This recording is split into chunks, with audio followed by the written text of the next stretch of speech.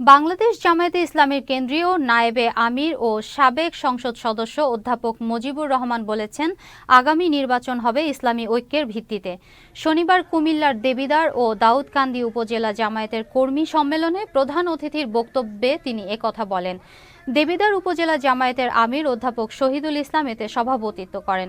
বক্তব্য রাখেন কেন্দ্রীয় নির্বাহী পরিষদ সদস্য অ্যাডভোকেট মতিউর রহমান আকন্দ, কুমিল্লা উত্তর জেলা আমির অধ্যাপক আব্দুল মতিন, গাজীপুর মহানগরী জামায়াতের সেক্রেটারি আবু সাইদ মোহাম্মদ ফারুক, কুমিল্লা উত্তর জেলা জামায়াতের সেক্রেটারি সাইফুল ইসলাম শহীদ সহ অন্যান্য নেতৃবৃন্দ।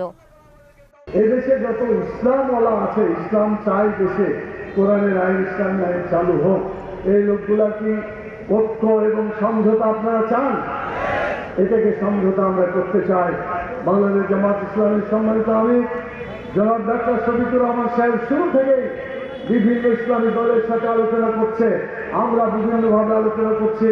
আগামী দিনে ঐক্য হবে, একদিকে ইসলামী ঐক্য যেখানে কোরআনের আইন চালু করার জন্য চেষ্টা করা হবে, সেই ঐক্যকে, সেই ইসলামী আইনকে বিজয়ী করার জন্য আপনাদেরকে চেষ্টা চালিয়ে যেতে হবে।